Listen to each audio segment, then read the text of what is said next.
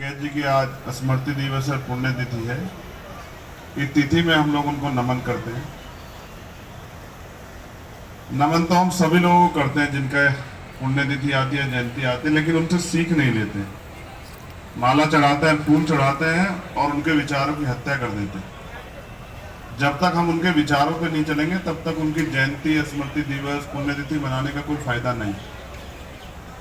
मैं अपने नौजवान भाइयों से अपील करूंगा, अपने जो, क्योंकि उनकी फील्ड दूसरी है, जो रेसलर प्रोटेस्टर हमारे हैं जिनके समर्थन में हम लोग यहाँ आए हैं, कि उनको पढ़ना चाहिए।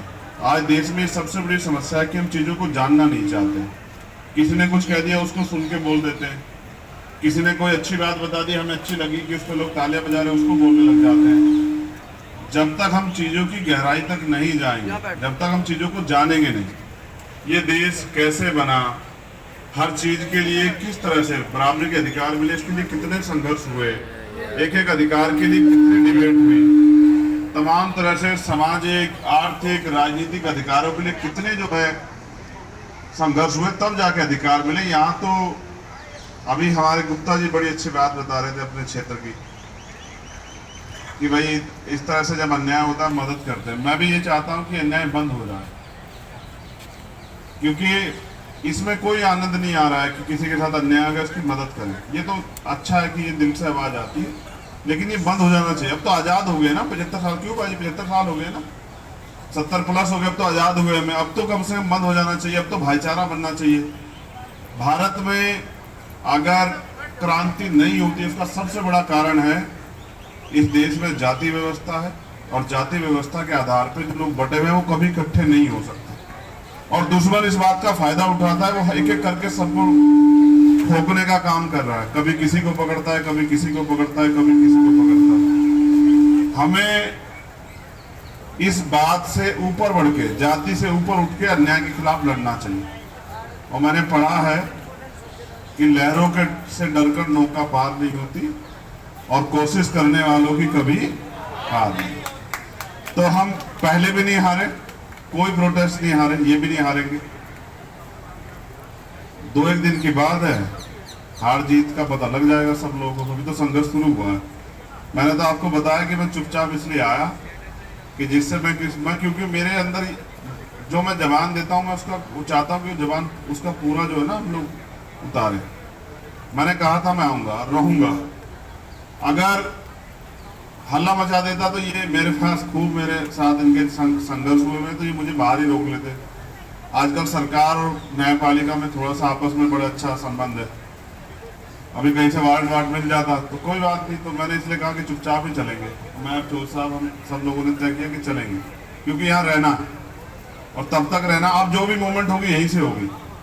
जैसे घर होता है ना, आदमी घर में जाकर सुकून महसूस करता है, ऐसे ये मैं आपको नहीं बता रहा हूँ, ये मैं शंभू भाई के जरिए जो हमारे चाहने वाले उनको बता रहा हूँ कि अब यहीं से सारी मूवमेंट होगी, यहीं से जाया करूँगा, कोई प्रोग्राम होगा फिर यहीं आया करूँगा।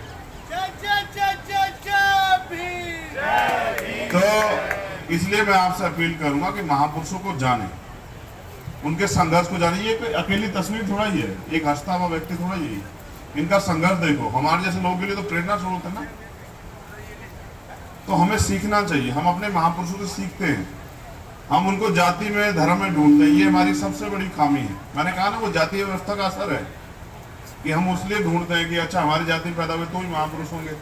महापुरुषों की कोई जाति धर्म नहीं होता। महापुरुष तभी महापुरुष बनता है जब वो अच्छे कर्म करता है, और जब उनके कार्यों से जनहित को लाभ होता है, जनता में अच्छा उनके काम का जो है ना संदेश जाता है। इसलिए इस आंदोलन को पूरा समर्थन है, और उनकी लड़ाई को भी पूरा समर्थन, जो अधूरी रहेगी।